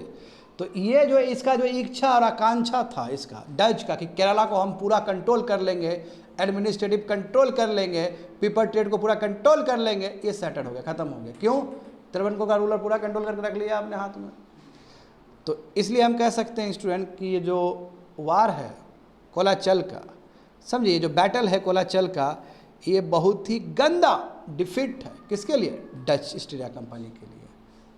तो औंधे मुंह गिरा है वहाँ पे, और फिर वहाँ से हटा वो गिरा दिया। एक तो देखो बाबू 1663 में ब्रिटिश गिरा दिया कोचिन से, 1663 में गिरा दिया। मतलब देखो सीरीज अब ना, एक बार आप जब आपका स्थिति खराब होता है तो सीरीज ऑफ स्थिति आपका बुरा होता है। 1741 में त्रिभुवन का रूलर हरा दिया, उसके बाद ब्रिटिश तो अभी हीरो बनेगा ही, वो ब्रिटिश तो आस्ते आस्ते कब्जा ही रहा है। 1794 में जब एंग्लो मैसूर वार चल रहा है तो इधर कोचिन ले लिया, तो आस्ते आस्ते करके पूरा साफ कर देगा डच को। तो एक जो युद्ध है, जो बहुत इंपॉर्टेंट जो युद्ध है डच ईस्ट इंडिया कंपनी के इतिहास में, वो बैटल ऑफ कोलाचल है, समझे। आगे देखो, अब देखो ये तो और तुमको मजा आएगा, इसमें तो डायरेक्ट ब्रिटिश के साथ लड़ गया डच। तो इसी को बोलते हैं बैटल ऑफ बेडारा या battle of Chinsurah. Chinsurah figure में देखो वहाँ पे हुगली के पास है कि नहीं है, हुगली रिवर के पास है, हुगली रिवर के बैंक पे है चिंसुरा। हाँ 1759। अब इसमें हुआ क्या विद्यार्थी लोग, बहुत कुछ हुआ है इसमें बहुत सारे रीजन्स। बैटल ऑफ प्लासी हुआ, बैटल ऑफ प्लासी हुआ जहाँ पे सिराज उद्दौला हार गया। सिराज उद्दौला हार गया student British East India company से। जब सिराज उद्दौला हार गया तो शासन पे कौन आया? मीर जाफर को बनाया गया, मीर जाफर को। और मीर जाफर को जब बनाया गया तो कुछ कंडीशन में बनाया गया, जैसे 26 परगना जो डिस्ट्रिक्ट था वो ब्रिटिश को मिल गया, ब्रिटिश को बहुत टैक्स कलेक्शन का पावर मिल गया। तो वो तो चाहता था कि मीर जाफर एक पपेट के रूप में काम करे, हम जो ऊपर से बोलेंगे यानी कि ईस्ट इंडिया कंपनी जो बोलेगा वो काम करेगा मीर जाफर। मगर मीर जाफर को क्या लग रहा है सिंहासन में बैठ के, क्या भाई ये तो ईस्ट इंडिया कंपनी कुछ ज़्यादा ही कर रहा है, कुछ ज़्यादा ही कर रहा है। रॉयल ब्लड तो हम न है, इतना दिन से तो हम ही चलाए थे, हमारे बुजुर्ग ही चलाए थे। तो इसने कहा कि सबसे बेस्ट मौका है, यूरोपियन को हराना है तो यूरोपियन का ही हेल्प लेना चाहिए, डच से मदद लेने के लिए गया। अब मगर इसको पता नहीं है कि भाई डच कुछ नहीं है ईस्ट इंडिया कंपनी के सामने में, ब्रिटिश ईस्ट इंडिया कंपनी के सामने में। तो एक रीजन ये भी है, दूसरा रीजन और भी है। देखो दूसरा रीजन और भी है, एक रीजन ये है, दूसरा रीजन यहाँ पे लिखा नहीं गया है, तुमको दूसरा बुक में मिल जाएगा सोर्सेस। क्या हुआ था कि गोवा और बॉम्बे, ठीक है, वहाँ पे अपना उसका सेटलमेंट था, शिप सब, तो उसका कम्युनिकेशन ब्रेक हो गया था। जैसे शिप का भी अपना कम्युनिकेशन होता है ना, वो ब्रेक हो गया था। वो कम्युनिकेशन ब्रेक होने के वजह से जो बे ऑफ बंगाल रीजन में जो शिप्स था उसको बहुत सारा डच ने कैप्चर कर लिया ब्रिटिश का। यानी कि ब्रिटिश का बहुत सारा उस समय जब कम्युनिकेशन ब्रेक हो गया था, क्योंकि कम्युनिकेशन रहता है, जैसे एक कंट्री का नेविगेशन का कम्युनिकेशन रहेगा ना, शिप कहाँ जाएगा आएगा, ये सब कम्युनिकेशन एक चैनल रहता है। वो जब ब्रेक हुआ तो इसका डच ने फ़ायदा उठाया, और डच ने फ़ायदा उठा के क्या किया स्टूडेंट, कि बहुत सारा जो ब्रिटिश का जो फीस है उसको कैप्चर कर लिया। ये पसंद आएगा ब्रिटिश को। और कहाँ पे? वो भी हुगली के आसपास। और हुगली के आसपास तो अभी ईस्ट इंडिया कंपनी तो वही ब्रिटिश ईस्ट इंडिया कंपनी तो अभी प्रॉस्पर कर रहा है। देखो तो रीजन देखो यहाँ पे, जब बंगाल का जो नवाब है मीर जाफर, वो चाहता था कि इंग्लिश के चंगुल से हम छूट जाए, इंग्लिश जो हमको दबा के रख रहा है, इंग्लिश जो डिक्टेट कर रहा है ऊपर से टर्म सब, उससे यदि हमको निजात पाना है तो हमको पक्का यूरोपियन के साथ ही जाना होगा। और डच ने वो ऑप्शन प्रोवाइड किया उसको। इससे बुरा लगा ब्रिटिश ईस्ट इंडिया कंपनी को, तो उसके बाद देखो British East India company land से भी अटैक किया और वाटर से भी अटैक किया, वही चिंसुरा रीजन में, इसलिए बोलते हैं बैटल ऑफ चिंसुरा है ये। अब गंदे तरीके से बाबू रोन दिया गया आप पकड़ के, समझे। ये बैटल जो कहते हैं बैटल ऑफ जो बेडारा है, ये हो गया, ये तय हो गया, कुछ नहीं होगा अब डच ईस्ट इंडिया कंपनी का, खत्म है, अब कुछ नहीं हो सकता है इसका। एक होता है कुछ बैटल होता है ना स्टूडेंट, जो तय हो जाता है कि इसका भविष्य खत्म, ये वही बैटल है। देखो क्या लिखा गया कि Dutch east India company defeated and finally, जो उसका इच्छा था कि हम भी ब्रिटिश की तरह हम भी बना लेंगे पूरा एम्पायर भारत का, वो जो सपना जो है, वो जो इच्छा है, जो आकांक्षा है, खत्म यहाँ पे। Ultimately Dutch east India colonial power ended. अब कॉलोनियल पावर जो सेटलमेंट वाला एंड हो गया, मात्र अब ट्रेडिंग कंपनी बन कर आ गया। बोला कि तुमको बनिया बन कर रहना है तो बनिया बन कर रहो, तुमको व्यापार करना है तो व्यापार करो, यहाँ पे सेटलमेंट करने की जरूरत नहीं है तुमको, सेटलमेंट के लिए हम आए हैं ना। तो ब्रिटिश ने मैसेज दे दिया। आया समझ में स्टूडेंट। इसलिए कहते हैं कि ये डिसाइसिव बैटल है एटलीस्ट डच की हिस्ट्री में, डच ईस्ट इंडिया कंपनी, क्योंकि अब डच ईस्ट इंडिया कंपनी का जो इच्छा था कि हम भी एम्पायर बनाएंगे भारत में, वो खत्म हो गया। अब देखो ना सिलसिलेवार तरीके से, देखो 1759, अब फिर उससे पहले 1663। अब बंगाल में क्या हुआ, देखो बंगाल में मीर जाफर ने कंस्पिरेसी किया ना ब्रिटिश के अगेंस्ट, तो मीर जाफर को निकाल के फिर किसको रख दिया, मीर कासिम को ला दिया। अब ये मीर कासिम फिर अलग आदमी, इसका भी हिस्ट्री बताते हैं हम तुमको। मीर कासिम ही वो आदमी जिसने मुंगेर में गन फैक्ट्री खोला, उसने अपना कैपिटल मुंगेर में कन्वर्ट कर लिया। पहले इन लोगों का कैपिटल तुम्हारा नीचे था, ये मतलब वही बंगाल का एक रीजन है तुम्हारा, वहाँ से क्या किया इसने, अपना कैपिटल चेंज, मुर्शिदाबाद कैपिटल था बिल्कुल, वहाँ से ये मुंगेर आ गया। मीर कासिम जिसको अब इंस्टॉल किया, मीर कासिम ने गन फैक्ट्री खोला, अभी भी गन फैक्ट्री मुंगेर में है। और वो मीर कासिम ही है, विद्यार्थी लोग सुनो अच्छे से, वो मीर कासिम ही है जो कि तुम्हारा बैटल ऑफ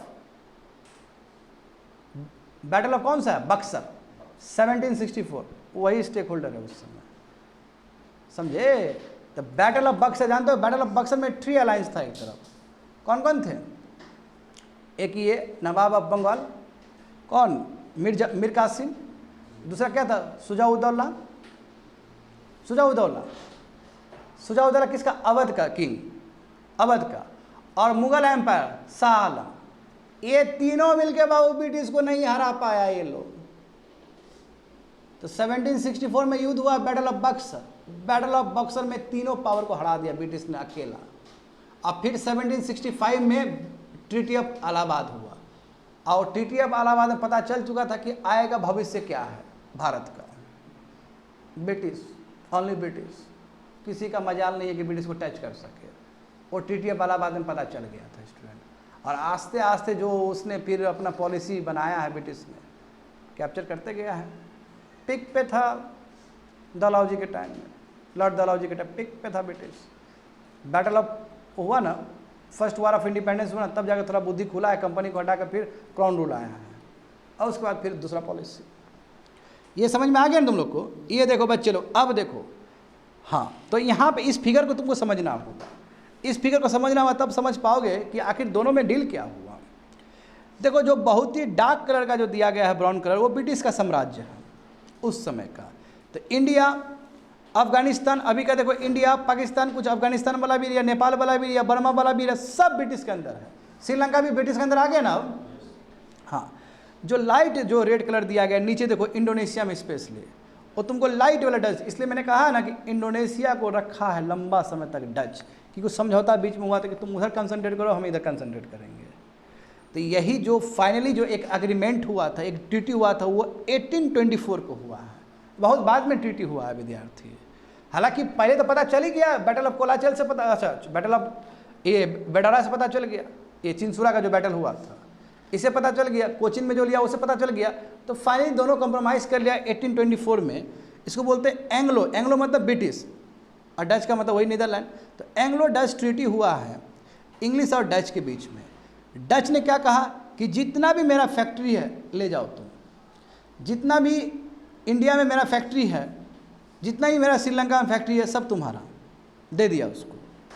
और इंग्लिश ने क्या कहा कि जितना भी सुमात्रा में मेरा एसेट है, जितना भी सुमात्रा मतलब वही इंडोनेशिया वाला हिस्सा, वो तुम्हारा, एक्सचेंज कर लिया। तो अब फाइनली डच छोड़ रहा है पूरे भारत को। और जो सेलोन है, श्रीलंका है, समझे ना, श्रीलंका है, सेलोन, इंडिया और मलाया पेनिनसुला। मलाया पेनिनसुला देख रहे हो ना, वो देखो बच्चे लोग जहाँ पे डच लिखा गया है उससे ऊपर देखो, उससे ऊपर तुमको डार्क ब्राउन दिख रहा है, वो वाला जो बोर्नियो आइलैंड जो है ना जी, बिल्कुल ऊपर वाला जो हिस्सा है, मैं ये बोल रहा हूँ, वो भी कंट्रोल रहेगा किसका? ब्रिटिश का ही। तो ब्रिटिश के अंदर सेलोन है, श्रीलंका है, ब्रिटिश के अंदर पूरा भारत है, समझे, पूरा भारत है, और ब्रिटिश के अंदर तुम्हारा वो वाला मलाया पेनिनसुला भी है। मलाया पेनिनसुला अभी का मलेशिया कह सकते हो तुम लोग, तो ब्रिटिश रख लिया। और इंडोनेशिया वाला जो हिस्सा है पूरा दे दिया उसको कि चलो मेरा जो भी है तुम ले लो, तुम्हारा हम सब ले लेंगे। तो ये समझौता हुआ 1824 में फाइनल में, समझ गए ना। तो देखो, तो हम लोग पढ़ चुके हैं रीजन ऑफ डिक्लाइन। अब हम लोग देखते हैं इसका last portion, that is significance. क्या सिग्निफिकेंस रहा है? तो हम तो जानते ही हैं कि ये डच ईस्ट इंडिया कंपनी है, ये कुछ डिफरेंट कंपनी था, क्योंकि इसको पूरा पावर दिया गया कि आप कोइन भी बना सकते हो, नहीं। तो एक तो देखो सबसे बड़ा कंट्रीब्यूशन ये है कि पोर्टुगीज़ का जो मोनोपोली था वो पूरा तोड़ दिया इसने, और एक नया चैप्टर बनाया इसने, इतिहास में एक नया चैप्टर बनाया कि डच भी इंडिया के साथ व्यापार कर सकता है। देखो यहाँ पे मिंटेड कोइंस, कोइन को मिंट करने का पावर नंबर 1। और इसने कहाँ कहाँ नहीं कोइन मिंट किया? कोचीन में, मसूलीपट्टनम में, नागापट्टनम में, पौंडीचेरी में, हर जगह ही इसने कोइन मिंट किया, अपना कोइन चला रहा था। दूसरा देखो, हमारा जो आइटम है कॉटन, टेक्सटाइल, सिल्क, सॉल्पीटर, ओपियम, पूरा इंटरनेशनलाइज कर दिया, पूरा मार्केट क्रिएट कर दिया, इंटरनेशनल मार्केट क्रिएट कर दिया। तो हमारे लिए तो बहुत बड़ा ब्रांडिंग किया हमारे प्रोडक्ट के लिए इसने, सिग्निफिकेंस ही ना हुआ जी ये। तीसरा देखो ट्रायंगुलर ट्रेड। आप देखो ट्रायंगुलर ट्रेड का मतलब क्या है, नीचे देखो फिगर में समझ में आ जाएगा। भारत से कॉटन लेता था, स्पाइसेस इंडोनेशिया से एक्सचेंज करता था, और जानते हो कि स्विट्जरलैंड गोल्ड के लिए जाना आता, यूरोप गोल्ड के लिए जाना आता था। तो गोल्ड आया तुम्हारा यूरोप से, उससे कॉटन परचेस हुआ, कॉटन से स्पाइसेस, फिर स्पाइसेस से फिर गोल्ड, इस तरह का ट्रायंगुलर ट्रेड चलता था हम लोग का। हाँ, लूप पे एक तरफ से, क्योंकि यूरोप जाना आता गोल्ड के लिए, इंडिया कॉटन के लिए जाना जा रहा है, इंडोनेशिया तुम्हारा स्पाइसेस के लिए जाना है। देख लो एक चेन सिस्टम चल रहा है, एक लूप चल रहा है कि गोल्ड दिए तो कॉटन आया, कॉटन से स्पाइसेस आया, स्पाइसेस से फिर तुम्हारा गोल्ड, यानी कि गोल्ड से फिर स्पाइसेस, ऐसे यानी कि दुनिया भर यूरोप से गोल्ड लेके इंडिया की तरफ, इधर की तरफ व्यापार कर रहा था ये लोग। हाँ, दे ब्रॉड गोल्ड, देखो वही बोला, गोल्ड बुलियन से गोल्ड कोइंस लेके आया इंडिया में, एक्सचेंज किया कॉटन के लिए यहाँ पे। The cotton was taken to Indo, फिर कॉटन को इंडोनेशिया में ले गया, उससे एक्सचेंज किया स्पाइसेस से, फिर स्पाइसेस फिर गया वहाँ पे यूरोप में, यूरोप से फिर तुम्हारा गोल्ड बुलियन सा, इस तरह। ये देखो स्टूडेंट, तो बिल्कुल यही फिगर दिया गया है। देखो क्या क्या जा रहा था, क्या क्या आ रहा था, बस तुम लोग को मेन चीज़ याद कर लो, वही ट्रेड आइटम्स, इंडोनेशिया सबसे, हाँ इसमें पूरा दिया। देखो यहाँ जापान से भी जो ट्रेड हो रहा था वो भी दिया गया है, क्या आ रहा है क्या जा रहा है। देखो जैसे सेलोन दिया गया, देखो इंडिया से, देखो इंडिया से क्या आ रहा है, क्लॉथ आ रहा है ना जी, क्योंकि सेलोन से देखो ये पेपर आ रहा है, ये दुनिया भर का चीज़, ठीक है। इसी तरह देखोगे सब समझ में आ जाएगा। ऊपर में देखो चाइना के ऊपर में जो फिगर दिया गया है, पोर्केलियन भी दिया गया, पोर्केलियन, टी, शुगर, सिल्क और प्रीशियस मेटल, सब चाइना से आ रहा है। और फिर चाइना में जा रहा है तुम्हारा इंडोनेशिया से स्पाइसेस, लग्जरी गुड्स और क्लोथ। पर्कोलियन का मतलब क्या होता है? पर्कोलियन का मतलब था, हिंदी शब्द होता है चीनी मीठी। जो चीनी मीठी है उससे बहुत कुछ बनता है ना स्टूडेंट, प्लेट्स, कप्स, दुनिया भर का चीज़ बनता है। तो वो सब तो तुम्हारा उधर से आता था, चाइना। जैसे को चाइना टी के लिए जाना आता है ना, चाइना ही से टी आया है पूरा दुनिया को। तो टी व्यापार भी, और टी व्यापार को जो सबसे आगे जो पहुंचा है वो ब्रिटिश है। इनफैक्ट ब्रिटिश ने इतना आगे पहुंचा दिया कि इंडिया में प्लांटेशन शुरू कर दिया। टी, कॉफ़ी, कॉफ़ी जानते हो नीचे कितना होता है भारत में, कर्नाटका सब में। और टी जानते हो ऊपर दार्जिलिंग का जो एरिया है, असम का जो एरिया है, समझ गए। देखो अफ्रीका यूरोप के साथ भी हो रहा था, देखो वहाँ पे अरेबिया के साथ, तो सब ट्रेड हो रहा था, समझे। हाँ, कंप्लीट कर दिए हैं स्टूडेंट। हाँ, यहाँ पे एमसीक्यू देख सकते हो, ये यूपीएससी में पूछा हुआ क्वेश्चन सब है। क्वेश्चन नंबर 1 देखते हैं। In India among the following locations the Dutch establish their earliest factory at, number A Surat है, नंबर बी कोचीन है, नंबर सी पुलिकेट है, और नंबर डी तुम्हारा कासिम बाजार है। कासिम बाजार मतलब बंगाल वाला एरिया। तो देखो हम तो ये जानते हैं कि डच ने जो पहला जो फैक्ट्री खोला था वो मसूलीपट्टनम में खोला था 1605 में। उसके बाद कौन सा है? तो उसके बाद तुम्हारा पुलिकेट 1610 में किया था। जहाँ तक सवाल है सूरत का, तो सूरत तो 1616 में हुआ है। और जहाँ तक सवाल है कोचीन का, तो कोचीन तो 1663 में लिया है, तो उसके बाद ही खोलेगा, वहाँ पे यदि खोलेगा अभी तो। और कासिम बाजार भी बात का चीज़ है। तो आंसर क्या हो गया इसका? सी फॉर कैट, पुलिकेट इसका आंसर हो जाएगा। आगे देखते हैं ये क्वेश्चन देखो। Which one of the following is the correct statement. ये 2005 में यूपीएससी में पूछा गया, प्रीलिम्स में क्वेश्चन है ये। कौन सा स्टेटमेंट सही है? 4 स्टेटमेंट दिया गया है। नंबर 1 स्टेटमेंट देखो, the modern Kochi was a Dutch colony till India's independence. ये गलत स्टेटमेंट है ना, क्योंकि वो ब्रिटिश के हाथ में आ गया था 1795 में, ये हम बोले हैं अपने लेक्चर में। तो ये स्टेटमेंट गलत हो गया, काटो इसको। The Dutch defeated the Portuguese and build fort Williams in the modern Kochi. सही बात है ये, डच ने डिफीट किया ना पोर्टुगीज को, और डच ने तुम्हारा फोर्ट विलियम्स बनाया वहाँ कोची पे। ये स्टेटमेंट करेक्ट है। सी और डी भी देख लेते हैं। The modern Kochi was the first Dutch colony before the Portuguese took over. No, पहले कोची पहले पोर्टुगीज ना आया, उसके बाद डच आया था, तो ये स्टेटमेंट गलत हो गया। मॉडर्न कोची कभी भी ब्रिटिश कॉलोनी का हिस्सा नहीं रहा था, गलत बात है। ब्रिटिश कॉलोनी 1795 के बाद तो ब्रिटिश कॉलोनी रहा है, तो आंसर क्या हो जाएगा इसका? बी फॉर बॉल हो जाएगा। समझ गए ना, क्योंकि तुम लोग से पूछा जा रहा है कि कौन सा स्टेटमेंट करेक्ट है। आगे देखो, हाँ ये देखो बहुत ही सुंदर क्वेश्चन है स्टूडेंट। इसमें क्या पूछा? रॉन्ग स्टेटमेंट पूछा जा रहा है तुम लोग से। करेक्ट स्टेटमेंट है, रॉन्ग स्टेटमेंट। ठीक है, identify the wrong statement with regard to Dutch interest and activities in India. यानी कि डच से रिलेटेड पूछा जा रहा है कि डच का जो इंटरेस्ट और एक्टिविटीज़ जो इंडिया में था, ये 4 ऑप्शन, उसमें कौन सा गलत था? नंबर 1 देखो, क्या बहुत सारे अटेम्प्ट्स किए गए डच के द्वारा कि जो तुम्हारा मोनोपोली था तुम्हारा ट्रेड बिटवीन इंडिया और वेस्ट का, उसको वो तोड़े? नो, वेस्ट नहीं, ईस्ट होना चाहिए वहाँ पे। तो यही स्टेटमेंट गलत है। उसने जो मोनोपोली तोड़ा था वो किसका तोड़ा? उसने वो इंडिया और ईस्ट के तरफ तोड़ा है ना, ये ट्रेड। वेस्ट नहीं है, ईस्ट है वो। तो ये आंसर होगा, क्योंकि तुमको क्या पूछा जा रहा है? गलत स्टेटमेंट पूछा जा रहा है। चलो ठीक है, बाकी भी देखते हैं। हाँ ये करेक्ट स्टेटमेंट। उसने पॉलिटिक्स में, कल्चरल कॉन्टेक्ट में कोई ज़्यादा ध्यान नहीं दिया। हम देखते हैं कि पोर्टुगीज ने ज़्यादा ध्यान दिया था, इसमें इसने कोई ध्यान नहीं दिया था। ये स्टेटमेंट करेक्ट है। हाँ ये भी जानते हो कि they become the carrier of trade between India and island of far east. सही बात है, इंडोनेशिया के साथ, साउथ ईस्ट एशिया के साथ अच्छा खासा ट्रेड होना शुरू हुआ, जापान के साथ भी ट्रेड होना शुरू हो गया था। ये स्टेटमेंट करेक्ट है। और देखो जस्ट लाइक पोर्टुगीज, इसका भी बिहेवियर ठीक नहीं था, रूथलेसली बिहेव करता था ये। तो ये स्टेटमेंट तो सही है। कौन सा स्टेटमेंट गलत है? A for Apple. आगे देखते हैं, चौथा स्टेटमेंट देखते हैं। बोला कि कमर्शियली राइवलरी हुआ था डच और इंग्लिश के बीच में, जो पता चला कि अब खत्म हो गया। आई मीन अब डच खत्म हो गया। तो ये कहाँ से पता चला तुमको? सी फॉर कैट, इंडिया का बात है। अम्बोइना मत लिख देना, अम्बोइना है इसमें। अम्बोइना तुम्हारा नीचे का बात, इंडिया ऊपर में इंडिया ना है जी। इंग्लिश इन इंडिया पूछा जा रहा है। ऊपर में स्टेटमेंट देखो ठीक से, the commercial rivalry between Dutch and English in India, India का बात है। यानी कि जो कमर्शियल राइवलरी हो रहा है कि हम आगे होंगे कि आप आगे होंगे, ये कब खत्म हुआ? इंग्लिश और डच के बीच में, विद द बैटल ऑफ बेडारा 1759। तो सी फॉर कैट हो जाएगा ये। लास्ट वन देखो, जो कमर्शियल राइवलरी था डच का, जिसके वजह से बहुत सारे इंग्लिश मैन का मासाकार हुआ है। सही बात है ना। ये कौन सा ट्रेजिडी को तुमको याद दिलवाता है? क्या मलाका का ट्रेजिडी है? क्या सूरत का है? क्या अम्बोइना का है? क्या कासिम बाजार का है? सी फॉर कैट अम्बोइना का ट्रेजिडी है, जहाँ पे कुछ जैपनीज लोग भी मरे थे। और उसके बाद जानते हो कि दोनों डच और इंग्लिश ईस्ट इंडिया कंपनी में समझौता हुआ, तो वो चले गए।